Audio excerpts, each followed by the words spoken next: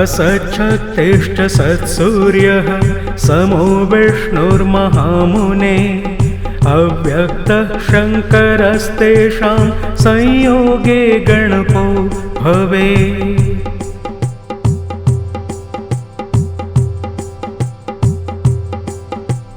संयोगे मायया युक्तो गणेशो ब्रह्मनायकः अयोगे मायया हीनो भवति मुनिसत्तमा।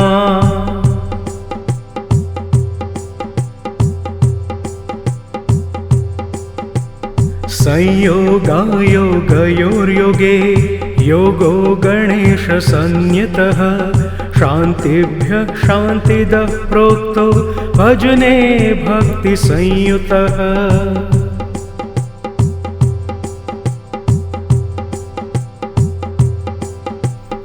एवमुक्त्वा गणेशस्य ददौ मन्त्रं समुद्गलः एकाक्षरं विधियुतं ततः सोऽहन्तर्हितो भवत्।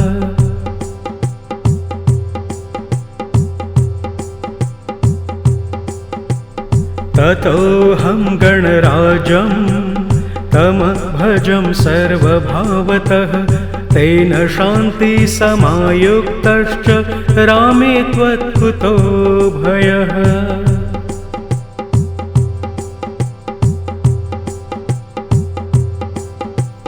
न गणेशात् परं ब्रह्म न गणेशात् परं तपः न गणेशात् परं कर्म ज्ञानं न गणपात् परम्।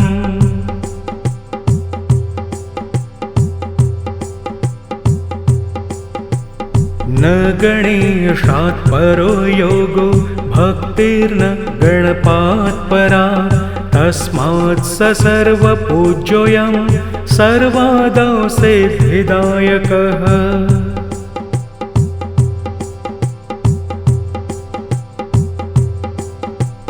गणेशानं परित्यज्य कर्मज्ञानादिकं चरेत् तत्सर्वं निष्फलं याति भस्मनि प्रहुतं यथा।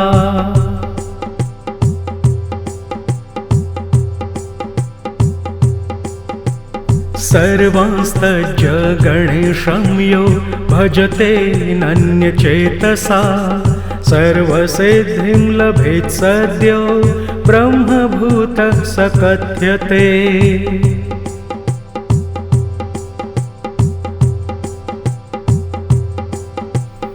एवमुक्त्वा त्रितस्तस्मै ददौ मन्त्रं दशाक्षरं विधियुक्तं ततः साक्षादन्तर्धानं चकारः।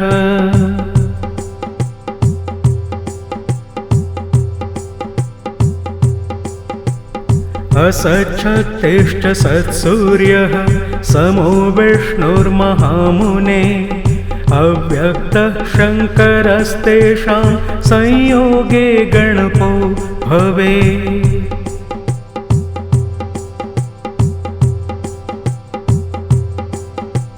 संयोगे मायया युक्तो गणेशो ब्रह्मनायकः अयोगे मायया हीनो भवति मुनिसत्तमा।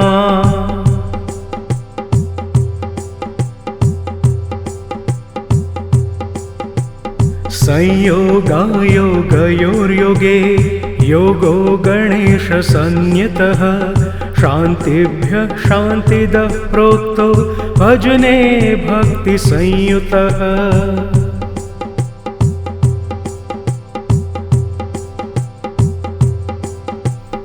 एवमुक्त्वा गणेशस्य ददौ मन्त्रं समुद्गलः एकाक्षरं विधियुतं ततः सोऽहन्तर्हितो भवत्।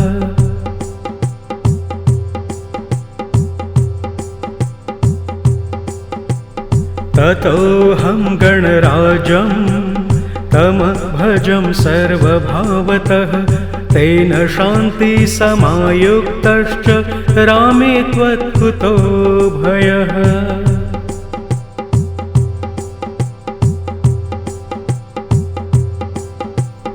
न गणेशात् परं ब्रह्म न गणेशात् परं तपः न गणेशात् परं कर्म ज्ञानं न गणपात् परम्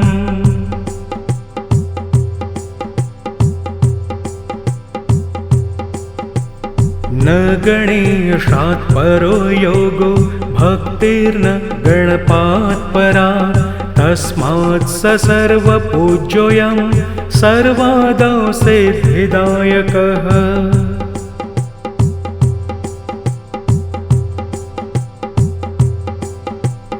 गणेशानं परित्यज्य कर्मज्ञानादिकं चरेत् तत्सर्वं निष्फलं याति भस्मनि प्रहुतं यथा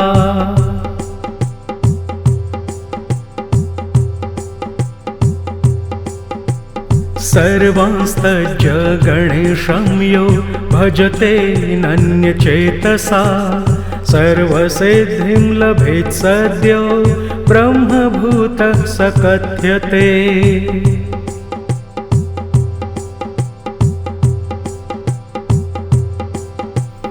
एवमुक्त्वा त्रितस्तस्मै ददौ मन्त्रं दशाक्षरम् विधियुक्तं ततः साक्षादन्तर्धानं चकारः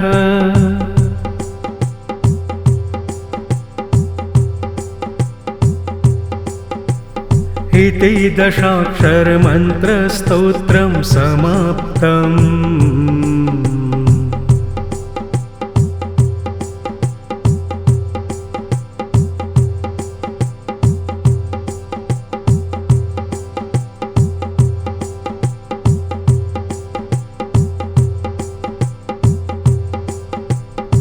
असच्छक्तिश्च सत्सूर्यः समो विष्णुर्महामुने अव्यक्तः शङ्करस्तेषां संयोगे गणपो भवेत्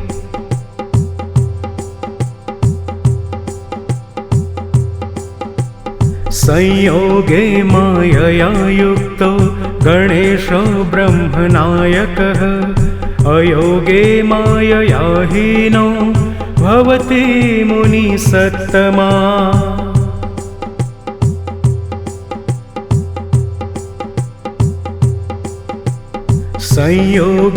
संयोगायोगयोर्योगे योगो गणेशसंज्ञितः शान्तिभ्यः शान्तिदः प्रोक्तो भजने भक्तिसंयुतः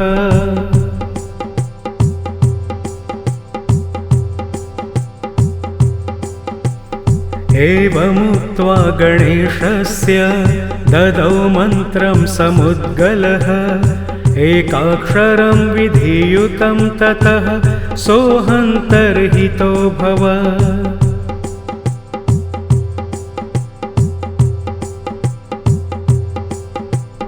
ततोऽहं गणराजं तमभजं सर्वभावतः तेन शान्तिसमायुक्तश्च रामे त्वत्कुतो भयः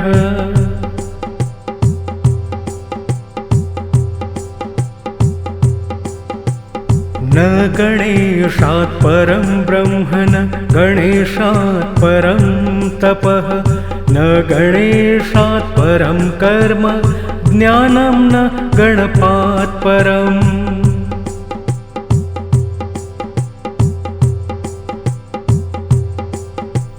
न गणेशात् परो योगो भक्तिर्न गणपात् परा तस्मात् स सर्वपूज्योऽयं सर्वादौ सिद्धिदायकः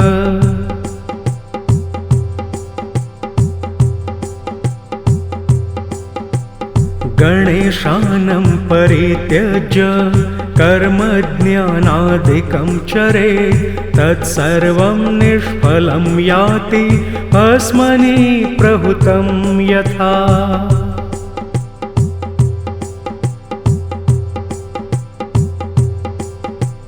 सर्वांस्तज्य गणेशं यो भजते नन्यचेतसा सर्वसिद्धिं लभेत् सद्यो ब्रह्मभूतः स कथ्यते।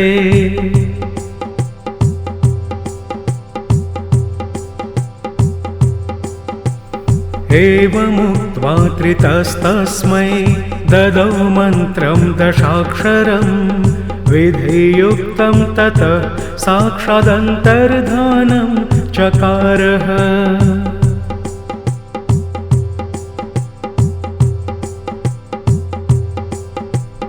असच्छत्तिष्ठ सत्सूर्यः समो विष्णुर्महामुने अव्यक्तः शङ्करस्तेषां संयोगे गणपो भवेत्।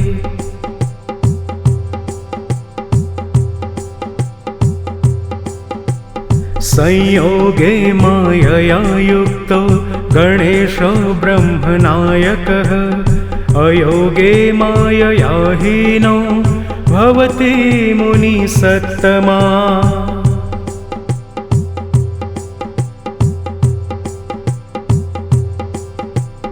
संयोगायोगयोर्योगे योगो गणेशसंज्ञितः शान्तिभ्यः शान्तिदः प्रोक्तो भजने भक्तिसंयुतः।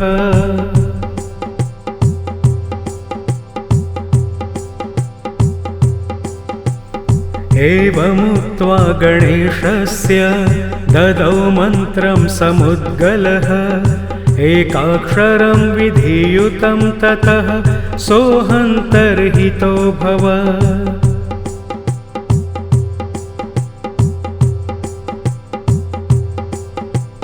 ततोऽहं गणराजं तमभजं सर्वभावतः तेन शान्तिसमायुक्तश्च रामे त्वत्कुतो भयः।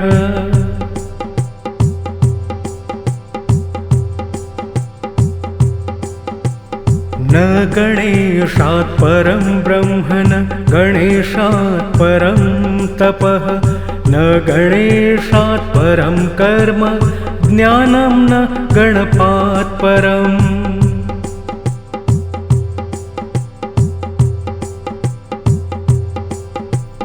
न गणेशात् परो योगो भक्तिर्न गणपात् परा तस्मात् स सर्वपूज्योऽयं सर्वादौ सिद्धिदायकः।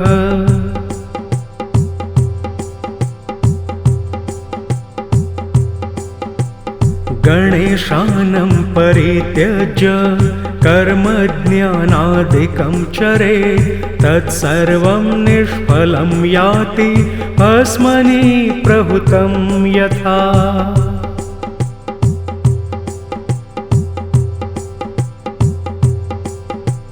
सर्वांस्तज्य गणेशं यो भजते नन्यचेतसा सर्वसिद्धिं लभेत् सद्यो ब्रह्मभूतः स कथ्यते।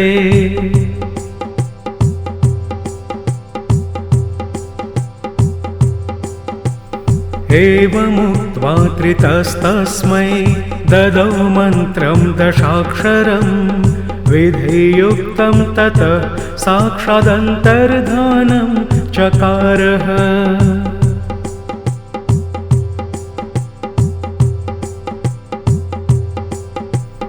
इति दशाक्षरमन्त्रस्तोत्रं समाप्तम्।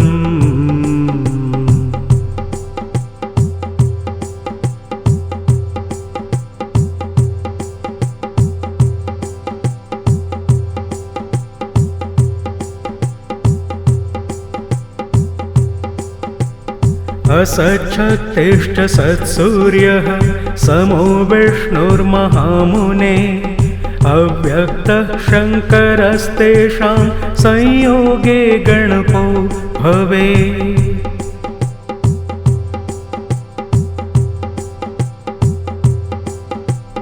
संयोगे मायया युक्तो गणेशो ब्रह्मनायकः अयोगे मायया हीनो भवति मुनिसत्तमा।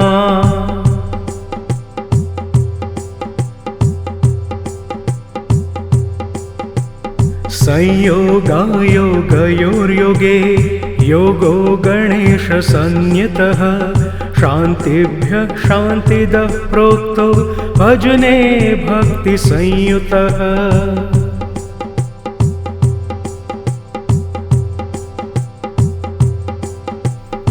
एवमुक्त्वा गणेशस्य ददौ मन्त्रं समुद्गलः एकाक्षरं विधियुतं ततः सोऽहन्तर्हितोऽभवत्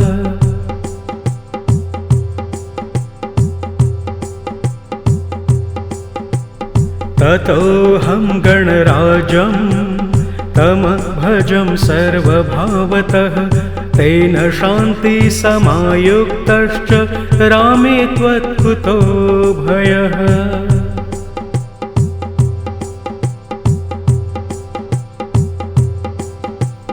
न गणेशात् परं ब्रह्म न गणेशात् परं तपः न गणेशात् परं कर्म ज्ञानं न गणपात् परम्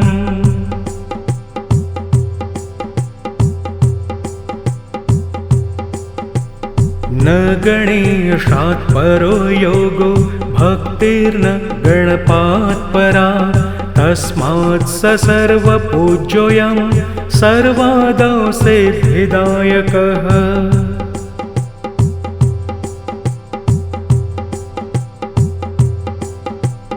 गणेशानं परित्यज्य कर्मज्ञानादिकं चरेत् तत्सर्वं निष्फलं याति भस्मनि प्रहुतं यथा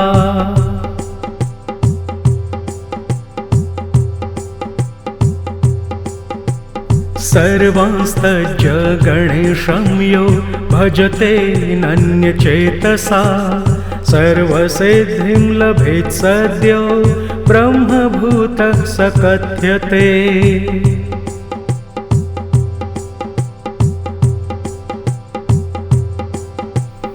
एवमुक्त्वा त्रितस्तस्मै ददौ मन्त्रं दशाक्षरम् विधियुक्तं ततः साक्षादन्तर्धानं चकारः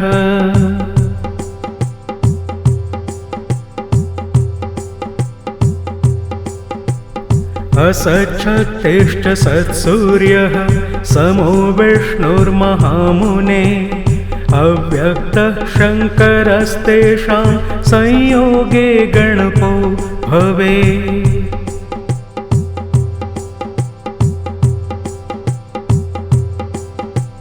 संयोगे मायया युक्तो गणेशो ब्रह्मनायकः अयोगे मायया हीनो भवति मुनिसत्तमा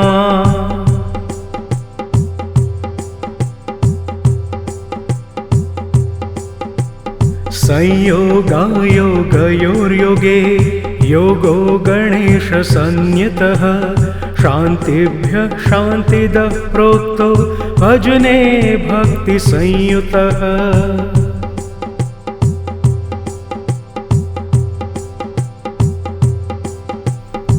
एवमुक्त्वा गणेशस्य ददौ मन्त्रं समुद्गलः एकाक्षरं विधियुतं ततः सोऽहन्तर्हितोऽभवत्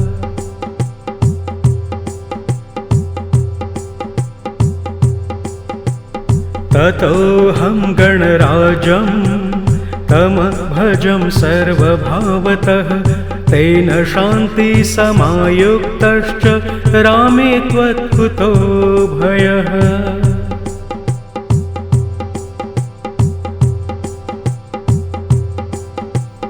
न गणेशात् परं ब्रह्म न गणेशात् परं तपः न गणेशात् परं कर्म ज्ञानं न गणपात् परम्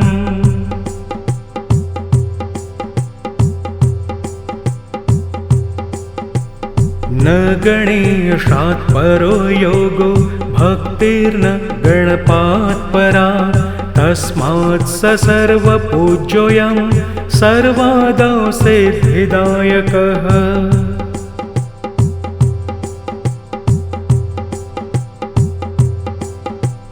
गणेशानं परित्यज्य कर्मज्ञानादिकं चरेत् तत्सर्वं निष्फलं याति भस्मनि प्रहुतं यथा।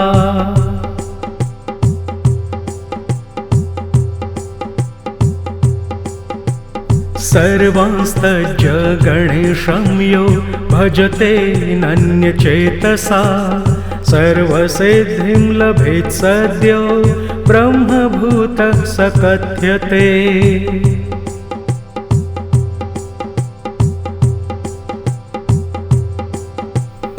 एवमुक्त्वा त्रितस्तस्मै ददौ मन्त्रं दशाक्षरम् विधियुक्तं ततः साक्षादन्तर्धानं चकारः।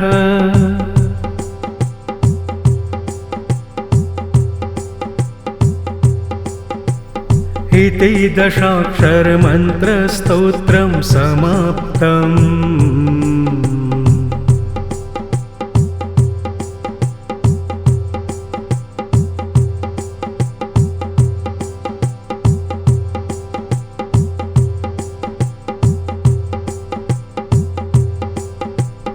असच्छक्तिश्च सत्सूर्यः समो विष्णुर्महामुने अव्यक्तः शङ्करस्तेषां संयोगे गणपो भवेत्।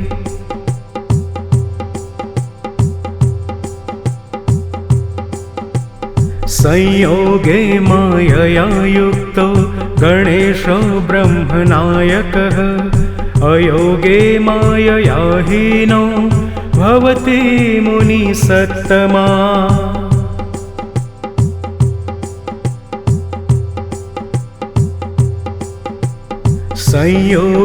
संयोगायोगयोर्योगे योगो गणेशसंज्ञितः शान्तिभ्यः शान्तिदः प्रोक्तो भजने भक्तिसंयुतः।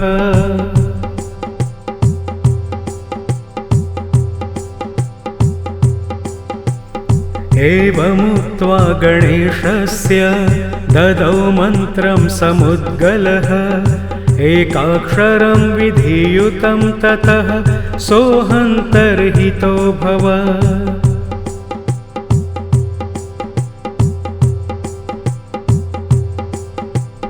ततोऽहं गणराजं तमभजं सर्वभावतः तेन शान्तिसमायुक्तश्च रामे त्वत्कुतो भयः।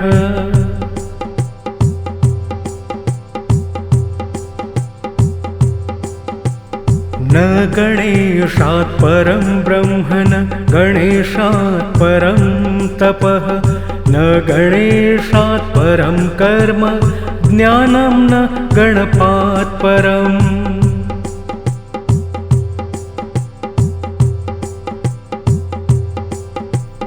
न गणेशात् परो योगो भक्तिर्न गणपात् परा तस्मात् स सर्वपूज्योऽयं सर्वादौ सिद्धिदायकः।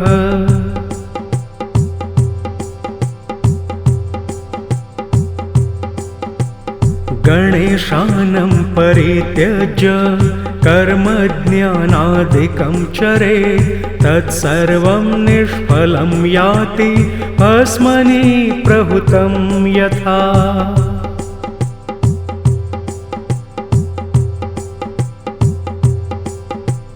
सर्वांस्तज्य गणेशं यो भजते नन्यचेतसा सर्वसिद्धिं लभेत् सद्यो ब्रह्मभूतः स कथ्यते।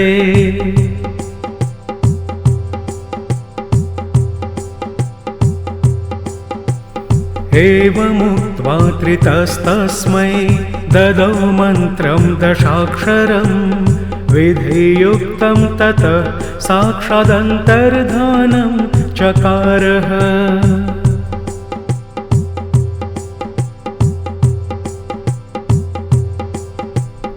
असच्छक्तिश्च सत्सूर्यः समो विष्णुर्महामुने अव्यक्तः शङ्करस्तेषां संयोगे गणपो भवेत्।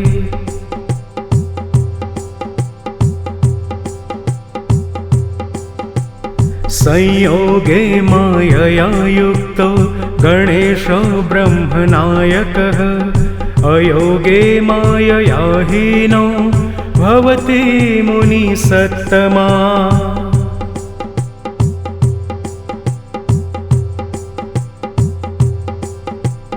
संयोगायोगयोर्योगे योगो गणेशसंज्ञितः शान्तिभ्यः शान्तिदः प्रोक्तो भजने भक्तिसंयुतः।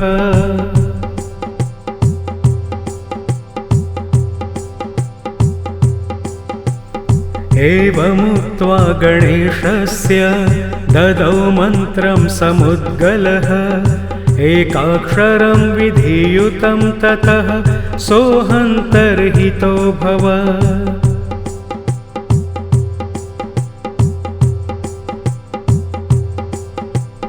ततोऽहं गणराजं तमभजं सर्वभावतः तेन शान्तिसमायुक्तश्च रामे त्वत्कुतो भयः।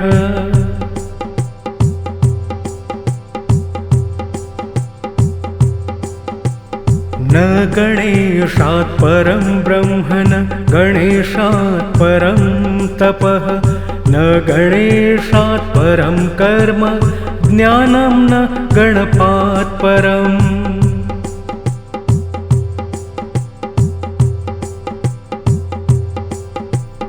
न गणेशात् परो योगो भक्तिर्न गणपात् परा तस्मात् स सर्वपूज्योऽयं सर्वादौ सिद्धिदायकः।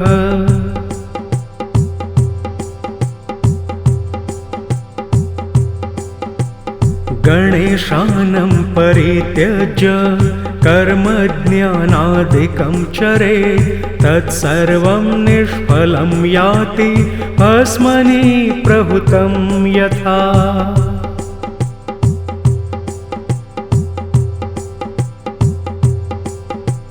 सर्वांस्तज्य गणेशं यो भजते नन्यचेतसा सर्वसिद्धिं लभेत् सद्यो ब्रह्मभूतः स कथ्यते।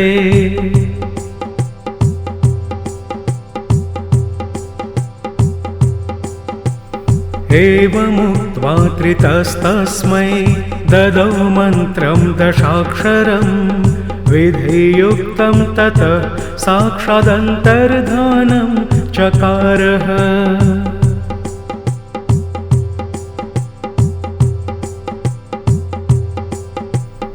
इति दशाक्षरमन्त्रस्तोत्रं समाप्तम्।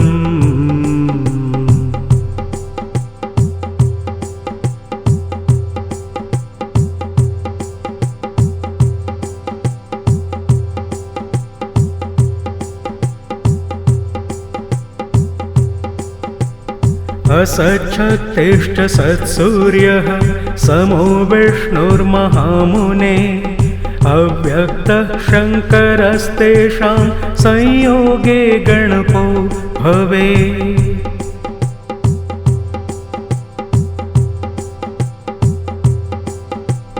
संयोगे मायया युक्तो गणेशो ब्रह्मनायकः अयोगे मायया हीनो भवति मुनिसत्तमा।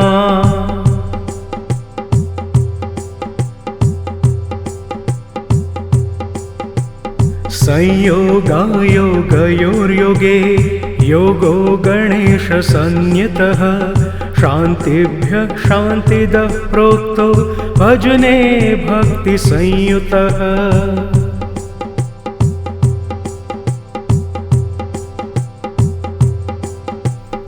एवमुक्त्वा गणेशस्य ददौ मन्त्रं समुद्गलः एकाक्षरं विधियुतं ततः सोऽहन्तर्हितो भव।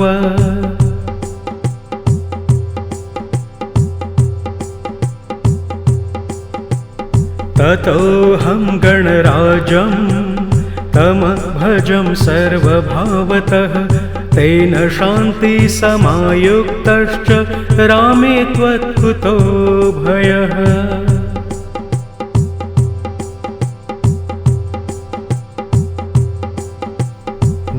गणेशात् परं ब्रह्म न गणेशात् परं तपः न गणेशात् परं कर्म ज्ञानं न गणपात् परम्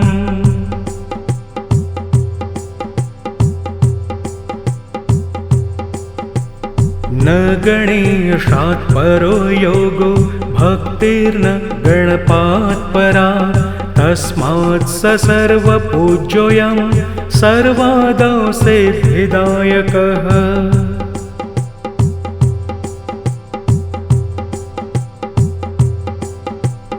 गणेशानं परित्यज्य कर्मज्ञानादिकं चरेत् तत्सर्वं निष्फलं याति भस्मनि प्रहुतं यथा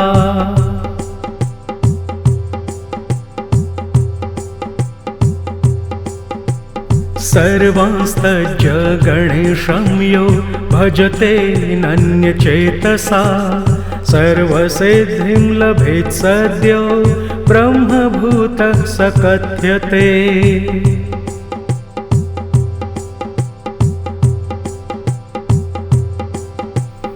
एवमुक्त्वा त्रितस्तस्मै ददौ मन्त्रं दशाक्षरं विधियुक्तं ततः साक्षादन्तर्धानं चकारः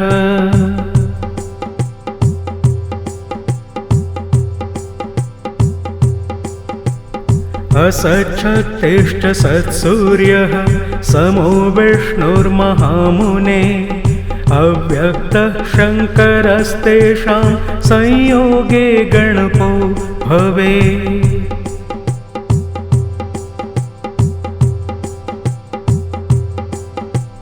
संयोगे मायया युक्तो गणेशो ब्रह्मनायकः अयोगे मायया हीनो भवति मुनिसत्तमा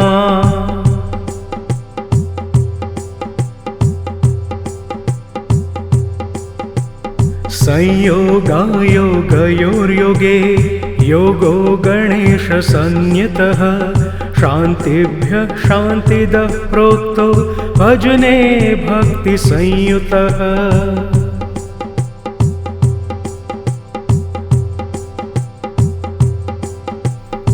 एवमुक्त्वा गणेशस्य ददौ मन्त्रं समुद्गलः एकाक्षरं विधियुतं ततः सोऽहन्तर्हितो भवत्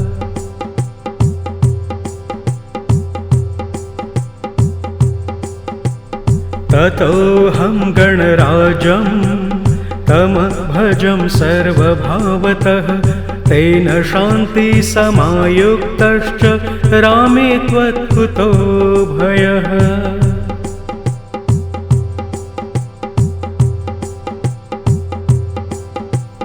न गणेशात् परं ब्रह्म न गणेशात् परं तपः न गणेशात् परं कर्म ज्ञानं न गणपात् परम्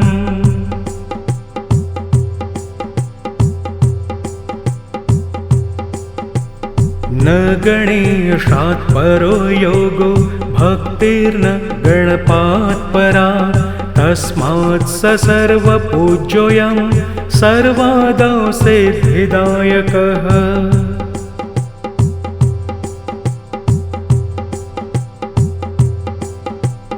गणेशानं परित्यज्य कर्मज्ञानादिकं चरेत् तत्सर्वं निष्फलं याति भस्मनि प्रहुतं यथा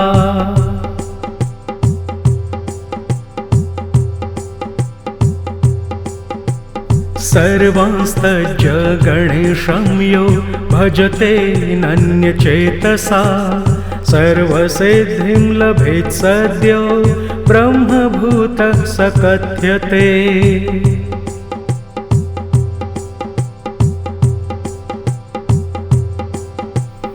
एवमुक्त्वा त्रितस्तस्मै ददौ मन्त्रं दशाक्षरं विधियुक्तं ततः साक्षादन्तर्धानं चकारः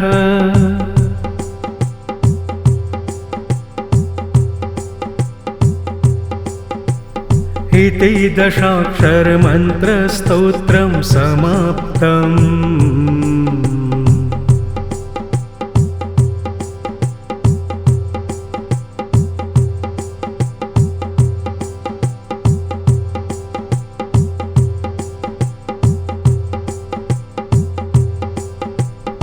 असच्छक्तिश्च सत्सूर्यः समो विष्णुर्महामुने अव्यक्तः शङ्करस्तेषां संयोगे गणपो भवेत्।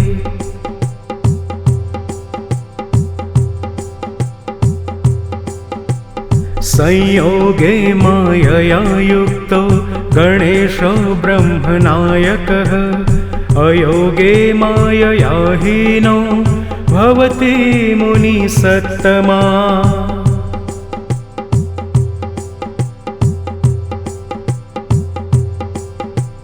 संयोगायोगयोर्योगे योगो गणेशसंज्ञितः शान्तिभ्यः शान्तिदः प्रोक्तो भजने भक्तिसंयुतः।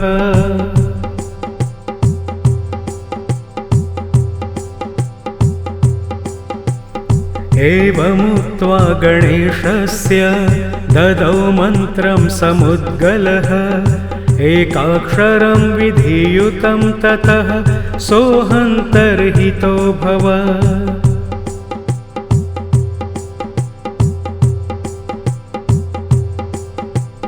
ततोऽहं गणराजं तमभजं सर्वभावतः तेन शान्तिसमायुक्तश्च रामे त्वत्कुतो भयः।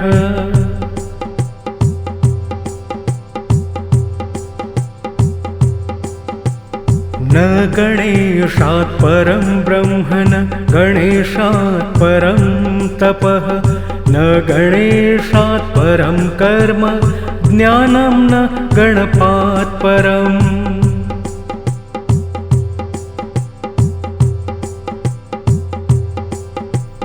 न गणेशात् परो योगो भक्तिर्न गणपात् परा तस्मात् स सर्वपूज्योऽयं सर्वादौ सिद्धिदायकः।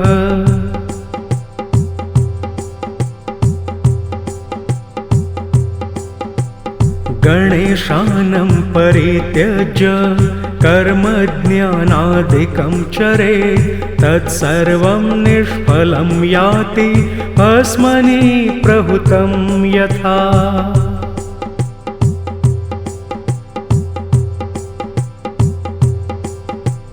सर्वांस्तज्य गणेशं यो भजते नन्यचेतसा सर्वसिद्धिं लभेत् सद्यो ब्रह्मभूतः स कथ्यते।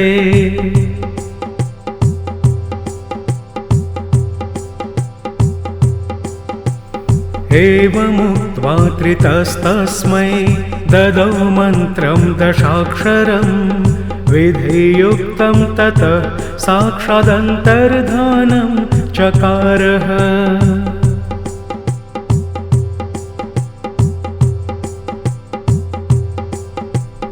असच्छक्तिश्च सत्सूर्यः समो विष्णुर्महामुने अव्यक्तः शङ्करस्तेषां संयोगे गणपो भवेत्।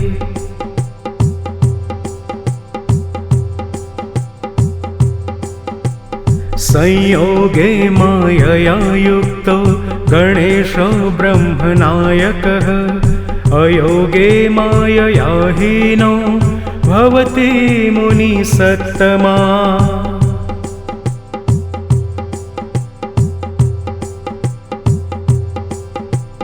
संयोगायोगयोर्योगे योगो गणेशसंज्ञितः शान्तिभ्यः शान्तिदः प्रोक्तो भजने भक्तिसंयुतः।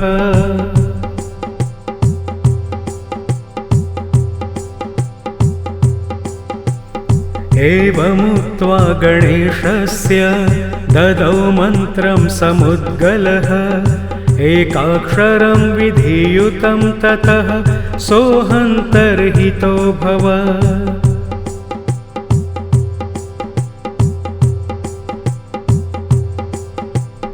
ततोऽहं गणराजं तमभजं सर्वभावतः तेन शान्तिसमायुक्तश्च रामे त्वत्कुतो भयः।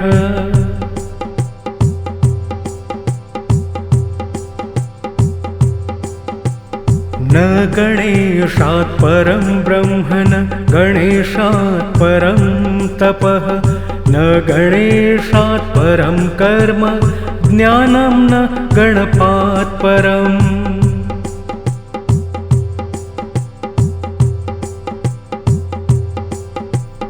न गणेशात् परो योगो भक्तिर्न गणपात् परा तस्मात् स सर्वपूज्योऽयं सर्वादौ सिद्धिदायकः।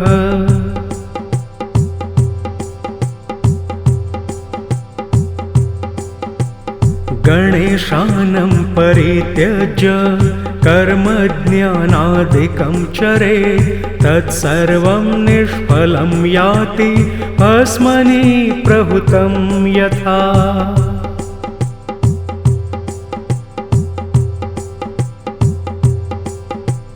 सर्वांस्तज्य गणेशं यो भजते नन्यचेतसा सर्वसिद्धिं लभेत् सद्यो ब्रह्मभूतः स कथ्यते।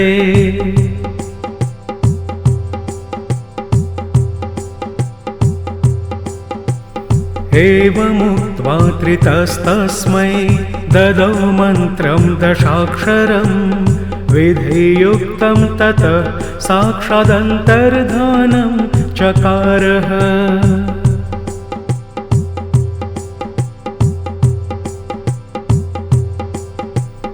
इति दशाक्षरमन्त्रस्तोत्रं समाप्तम्।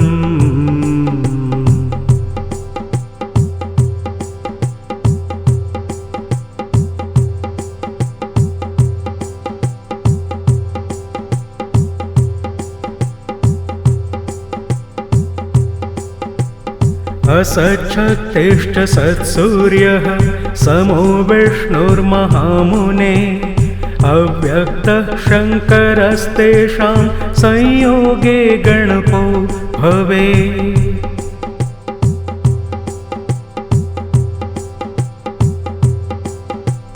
संयोगे मायया युक्तो गणेशो ब्रह्मनायकः अयोगे मायया हीनो भवति मुनिसत्तमा।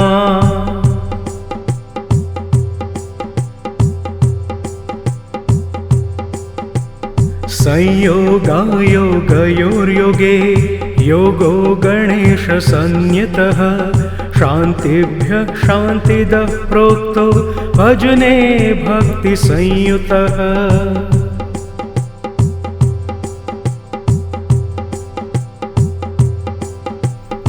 एवमुक्त्वा गणेशस्य ददौ मन्त्रं समुद्गलः एकाक्षरं विधियुतं ततः सोऽहन्तर्हितो भवत्।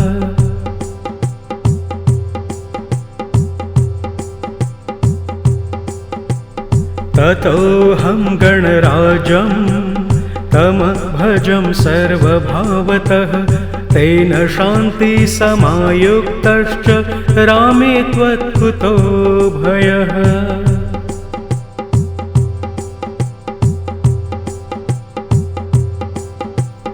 न गणेशात् परं ब्रह्म न गणेशात् परं तपः न गणेशात् परं कर्म ज्ञानं न गणपात् परम्।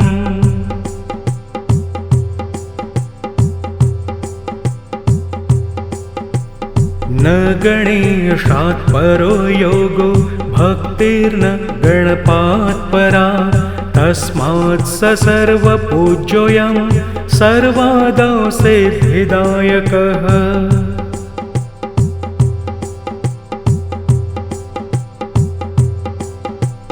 गणेशानं परित्यज्य कर्मज्ञानादिकं चरेत् तत्सर्वं निष्फलं याति भस्मनि प्रहुतं यथा।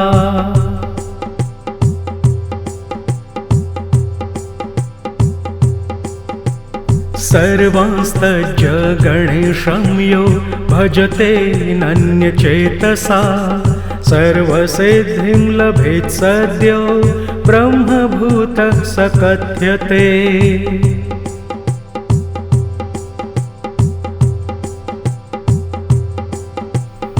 एवमुक्त्वा त्रितस्तस्मै ददौ मन्त्रं दशाक्षरं विधियुक्तं ततः साक्षादन्तर्धानं चकारः।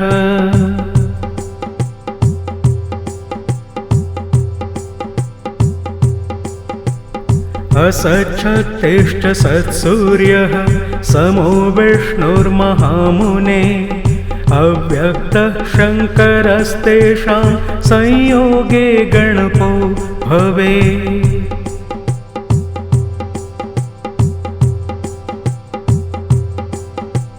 संयोगे मायया युक्तो गणेशो ब्रह्मनायकः अयोगे मायया हीनो भवति मुनिसत्तमा।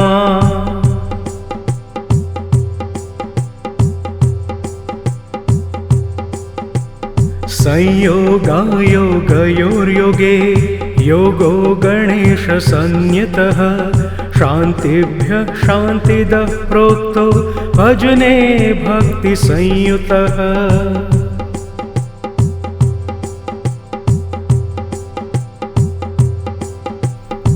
एवमुक्त्वा गणेशस्य ददौ मन्त्रं समुद्गलः एकाक्षरं विधियुतं ततः सोऽहन्तर्हितो भवत्।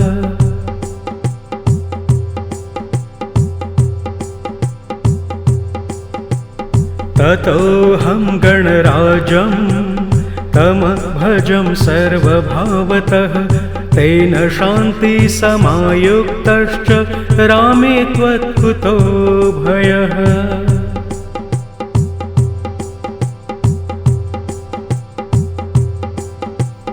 न गणेशात् परं ब्रह्म न गणेशात् परं तपः न गणेशात् परं कर्म ज्ञानं न गणपात् परम्।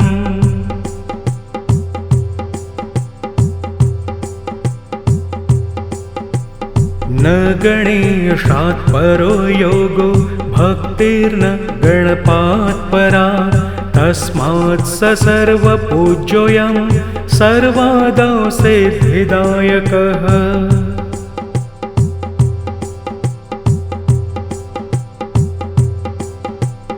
गणेशानं परित्यज्य कर्मज्ञानादिकं चरेत् तत्सर्वं निष्फलं याति भस्मनि प्रहुतं यथा।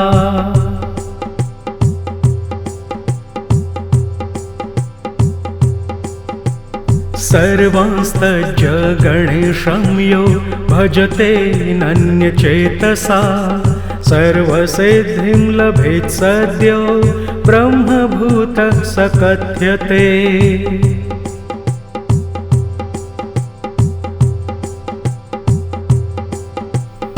एवमुक्त्वा त्रितस्तस्मै ददौ मन्त्रं दशाक्षरं विधियुक्तं ततः साक्षादन्तर्धानं चकारः।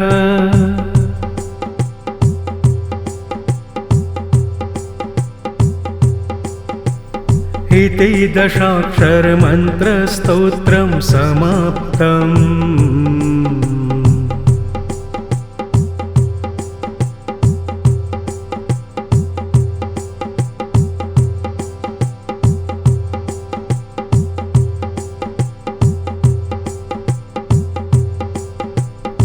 असच्छक्तिश्च सत्सूर्यः समो विष्णुर्महामुने अव्यक्तः शङ्करस्तेषां संयोगे गणपो भवेत्।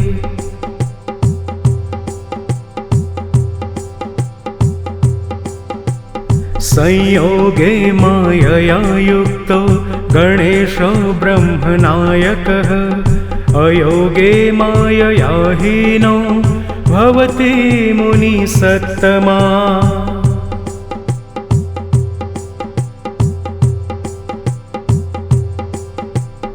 संयोगायोगयोर्योगे योगो गणेशसंज्ञितः शान्तिभ्यः शान्तिदः प्रोक्तो भजने भक्तिसंयुतः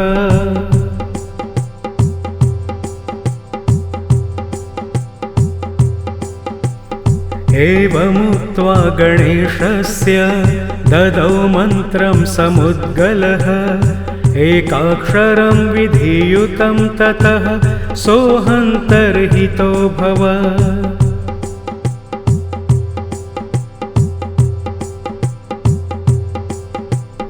ततोऽहं गणराजं तमभजं सर्वभावतः तेन शान्तिसमायुक्तश्च रामे त्वत्कुतो भयः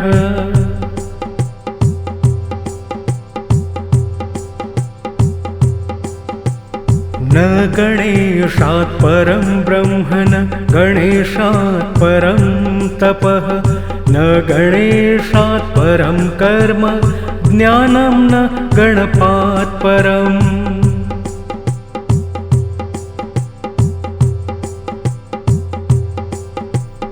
न गणेशात् परो योगो भक्तिर्न गणपात् परा तस्मात् स सर्वपूज्योऽयं सर्वादौ सिद्धिदायकः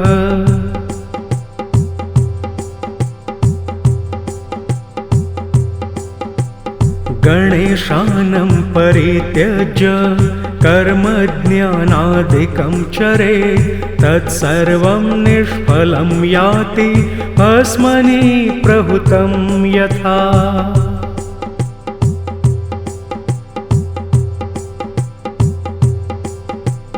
सर्वांस्तज्य गणेशं यो भजते नन्यचेतसा सर्वसिद्धिं लभेत् सद्यो ब्रह्मभूतः स कथ्यते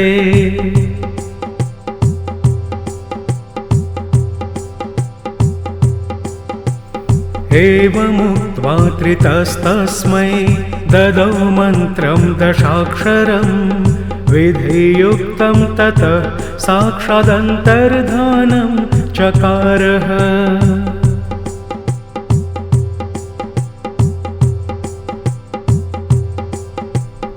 असच्छक्तिश्च सत्सूर्यः समो विष्णुर्महामुने अव्यक्तः शङ्करस्तेषां संयोगे गणपो भवेत्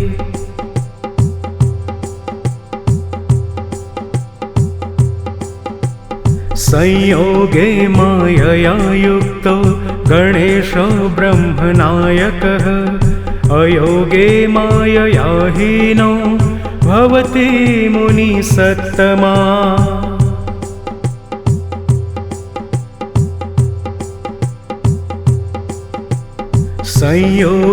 संयोगायोगयोर्योगे योगो गणेशसंज्ञितः शान्तिभ्यः शान्तिदः प्रोक्तो भजने भक्तिसंयुतः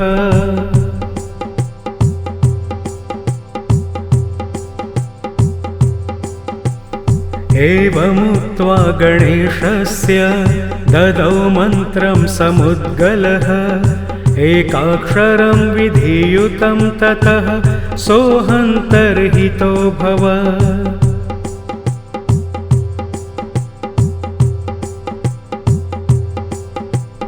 ततोऽहं गणराजं तमभजं सर्वभावतः तेन शान्तिसमायुक्तश्च रामे त्वत्कुतो भयः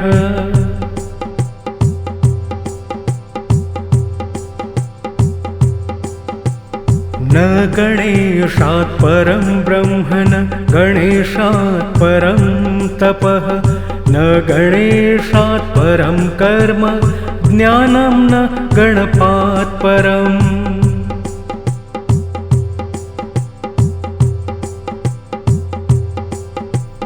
न गणेशात् परो योगो भक्तिर्न गणपात् परा तस्मात् स सर्वपूज्योऽयं सर्वादौ सिद्धिदायकः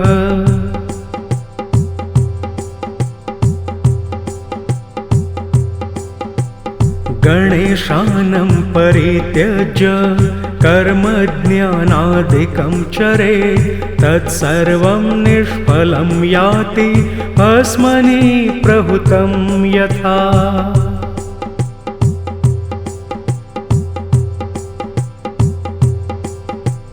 सर्वांस्तज्य गणेशं यो भजते नन्यचेतसा सर्वसिद्धिं लभेत् सद्यो ब्रह्मभूतः स कथ्यते।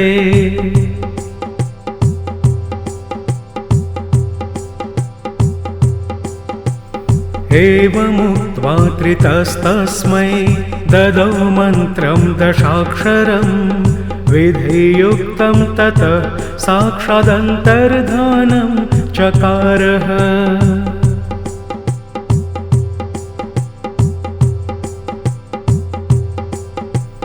इति दशाक्षरमन्त्रस्तोत्रं समाप्तम्।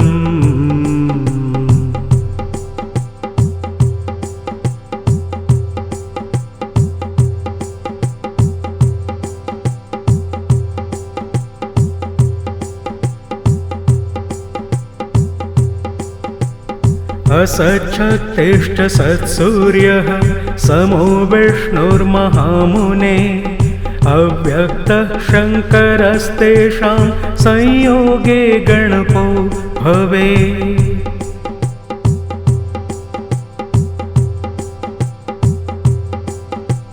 संयोगे मायया युक्तो गणेशो ब्रह्मनायकः अयोगे मायया हीनो भवति मुनिसत्तमा।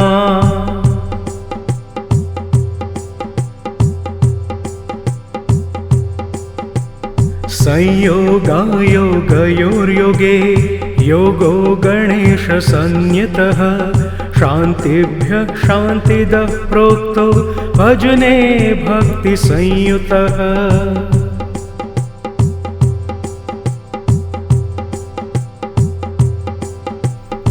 एवमुक्त्वा गणेशस्य ददौ मन्त्रं समुद्गलः एकाक्षरं विधियुतं ततः सोऽहन्तर्हितो भवत्।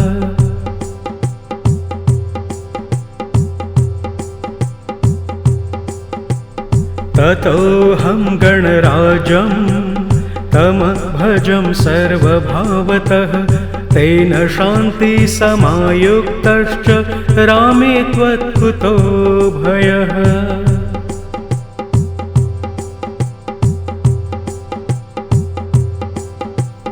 न गणेशात् परं ब्रह्म न गणेशात् परं तपः न गणेशात् परं कर्म ज्ञानं न गणपात् परम्।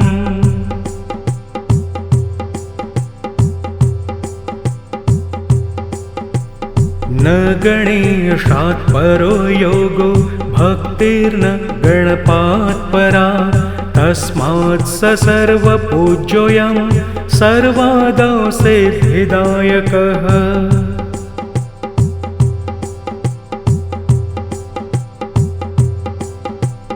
गणेशानं परित्यज्य कर्मज्ञानादिकं चरेत् तत्सर्वं निष्फलं याति भस्मनि प्रहुतं यथा।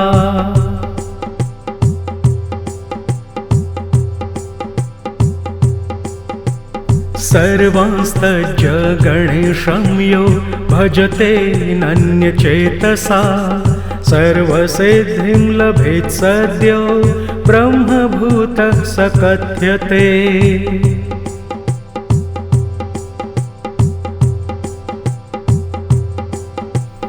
एवमुक्त्वा त्रितस्तस्मै ददौ मन्त्रं दशाक्षरं विधियुक्तं तत्